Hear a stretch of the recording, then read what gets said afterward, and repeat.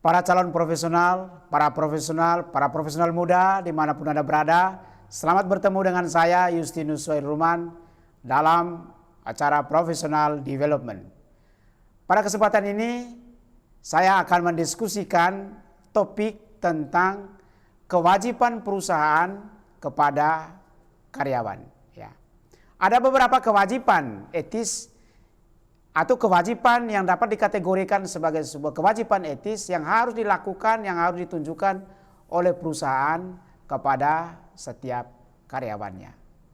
Kewajiban etika yang pertama itu adalah indiskriminasi. Sebuah perusahaan tidak boleh melakukan diskriminasi terhadap karyawannya. Ya. Ada beberapa alasan mengapa sebuah perusahaan tidak boleh melakukan diskriminasi.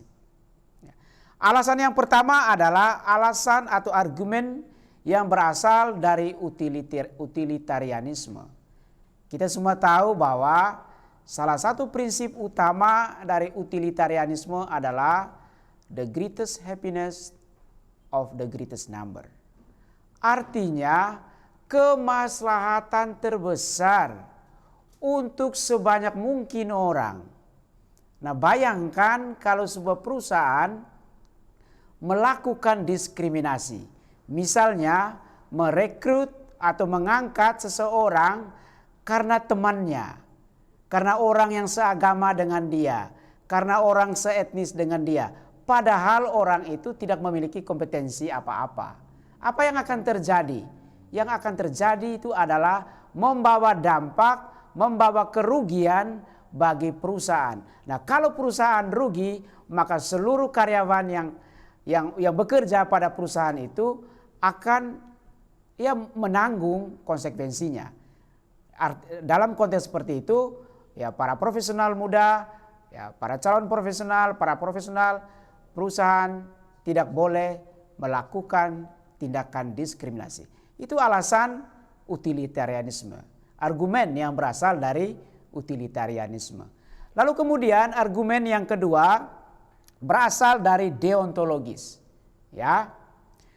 Argumen yang berasal dari deontologis itu adalah berbunyi, perlakukanlah setiap orang sebagai subjek moral.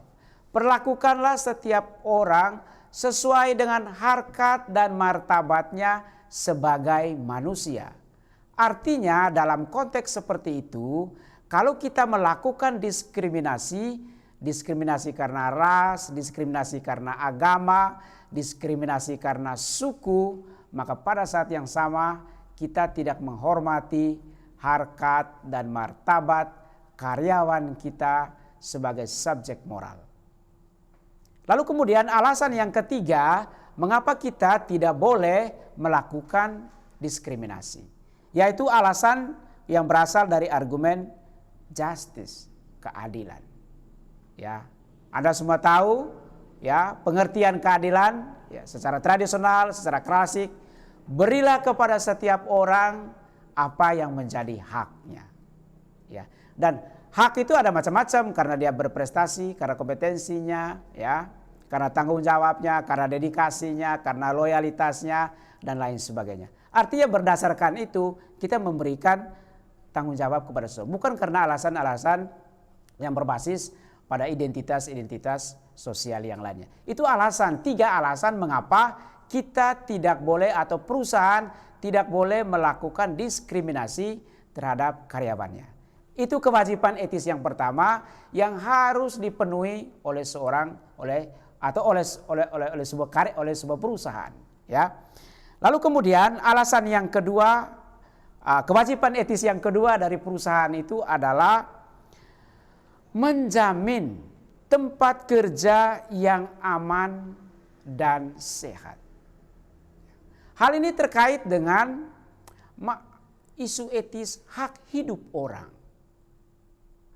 Nah, coba Anda membayangkan kalau tempat kerja Anda penuh dengan resiko yang mengancam nyawa orang, sakit, beresiko dan lain sebagainya. Ya. Nah, dalam konteks seperti itu maka sebuah perusahaan memiliki kewajiban etis untuk menyediakan, untuk memastikan tempat kerja yang aman dan tempat kerja yang sehat. Itu kewajiban etis yang kedua. Lalu kemudian kewajiban etis yang ketiga adalah ini yang paling sering diributkan. Ya, ini yang paling sering diributkan, yaitu memberikan gaji yang wajar. Ya. Di sini mungkin kita tidak sebut memberi gaji yang adil, tetapi fairness, kewajaran. Ya. Kewajaran itu ada banyak ya, ada banyak ukurannya. Yang pertama itu ya ukuran peraturan, ukuran undang-undang dan lain sebagainya. Tidak boleh di bawah itu. Ya ada ya kita sering upah minimum misalnya. Baik pada tingkat kabupaten, tingkat provinsi maupun pada tingkat nasional. Itu standar yang paling normatif. Ya. Jadi memberikan gaji yang fair. Tentu di luar itu kita mempertimbangkan keuntungan-keuntungan perusahaan kita. Kalau keuntungan perusahaan itu besar, ya kita juga harus mempertimbangkan memberi gaji yang lebih besar dari standar yang ada. Itu namanya kebajikan etis itu. Ya, jadi memberikan gaji yang fair kepada setiap karyawan kita. Lalu kemudian kewajiban etis yang berikut adalah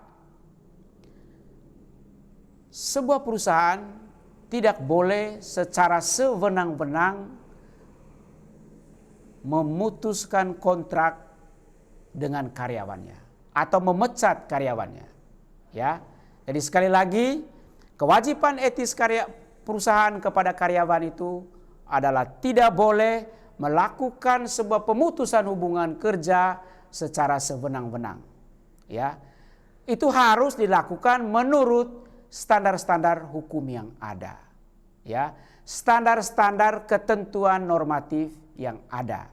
Tetapi lebih dari itu adalah kebajikan personal dari setiap orang yang membuat keputusan itu menjadi sangat penting. Kumpulkan sebanyak mungkin fakta yang ada.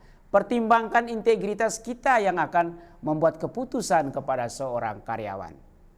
Ya, perhatikan isu-isu etis yang terkait. Jangan sampai keputusan yang kita buat itu justru merugikan organisasi tempat di mana kita bekerja.